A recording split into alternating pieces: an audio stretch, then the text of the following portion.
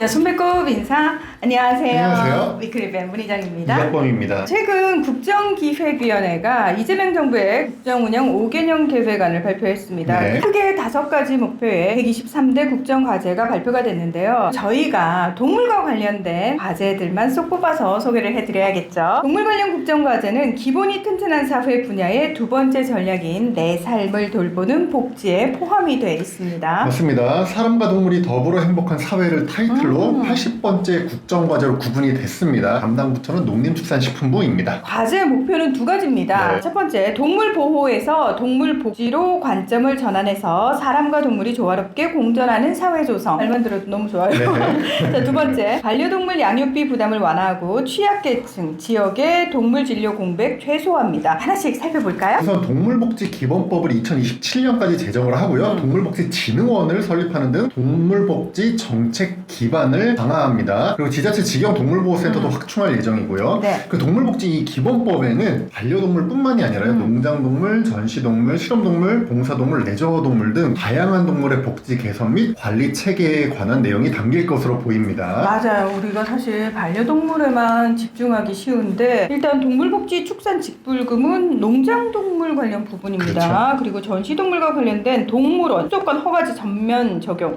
이건 너무 빨리 돼야 되는 부분이에요. 그리고 실험동물에 대한 내용이죠. 동물 대체 시험 활성화법 제정, 그리고 봉사동물에 대한 은퇴견 지원센터 설립, 학대 말 긴급 구호 시스템 구축은 레저동물에 관한 내용입니다. 맞습니다. 자, 이재명 대통령이 후보 시절에 밝혔던 동물 관련 공약들이 대부분 다 포함이 됐어요. 맞습니다. 동물학대자에 대한 사교육금지제를 2027년에 도입합니다. 네.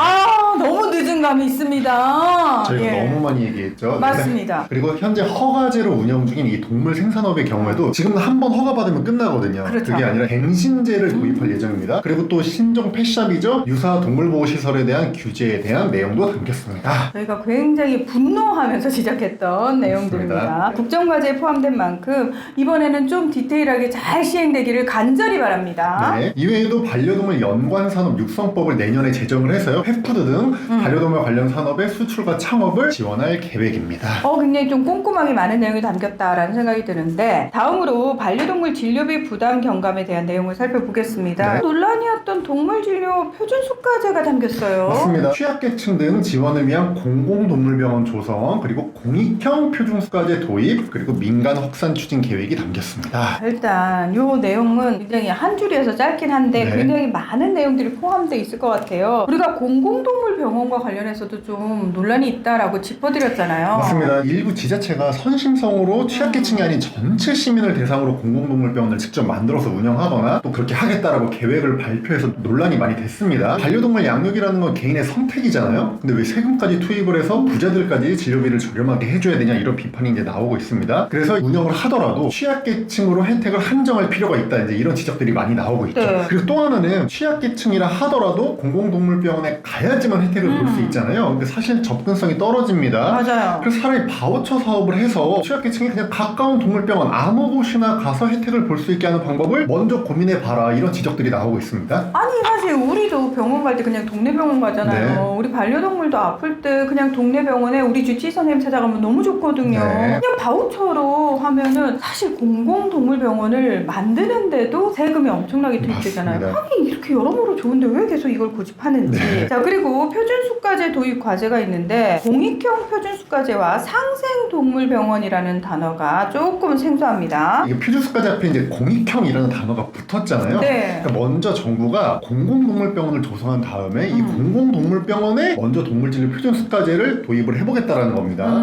그리고 이후에 이 표준수가제를 반영을 하겠다라는 민간동물병원 한 400개 정도를요 상생동물병원이라는 이름으로 지정을 해서 표준수가제 민간 확산을 유도하겠다 이런 계획입니다. 그러니까 공공동물병원에 먼저 적용하기 때문에 네. 공익형 표준수가제라는 맞습니다. 거고, 그런데 사실 표준수가제도 논란이 많은 거잖아요. 맞습니다. 전 세계적으로 동물치료 표준수가제를 도입한 나라가 독일을 제외하고는 없다고 알려져 있고요. 네. 독일도 현재 EU로부터 표준수가제 폐지 압박을 받고 있습니다. 왜냐면 자율경쟁을 하라는 거죠. 심지어 독일의 표준수가제 같은 경우에는 수가의 3배까지 받을 수 있는 범위의 수가제입니다. 우리나라를 봐도 이제 사람 의료를 봐도 수가가 정해져 있는 항목은 건강보험이 적용되는 급여 항목뿐이거든요. 비급여 항목의 경우에는 수가가 정해져 있지 않고 자율경쟁을 통해서 가격이 형성이 되고 이게 결국에 소비자의 다양한 선택권을 보장하는 거거든요. 근데 동물은 건강보험 제도가 일단 없고 정부의 재정 지원도 없습니다. 근데 이런 상황에서 동물병원별로 투자한 금액도 다르고 사용하는 장비도 다르고 수의사 실력도 다 다르고 월세도 다르고 약품 원가 다 다른데 표준수가제를 도입하겠다, 이제 이거는 이제 문제가 될 수 있는 부분이죠. 오늘은요 동물 관련 국정과제를 좀 소개를 해드렸는데요. 정부의 목표는 굉장히 뚜렷합니다. 동물복지 중심의 사회 원칙을 좀 확립을 해서 동물학대가 없는 건강한 반려문화를 확산시키겠다. 네. 그리고 동물의료 접근성과 형평성을 제고해서 진료비 부담을 경감시키겠다라는 두 가지 효과를 기대를 하고 있는데, 중요한 거는 이 기대 효과를 달성하기 위한 방법이잖아요. 네. 근데 그 방법에서 저희가 조금 더 디테일에 신경을 써줬으면 네. 하는 부분들을 지금 지적을 해드린 거거든요. 맞습니다. 네. 그래서 조금 더 많은 이야기를 듣고 신중하게 결정을 좀 해줬으면 좋겠다. 왜냐하면 한번 결정하고 나면 바꾸기가 너무 어렵다고 맞아요. 저희가 지난 몇 년간 확인했지 않았습니까? 네, 맞습니다. 그래서 이번에는 좀 제대로 효과를 낼 수 있는 정책들이 나왔으면 좋겠다라는 생각이 듭니다. 네. 오늘 위클립에서는 여기서 마무리하겠습니다. 함께해 주셔서 고맙습니다. 감사합니다.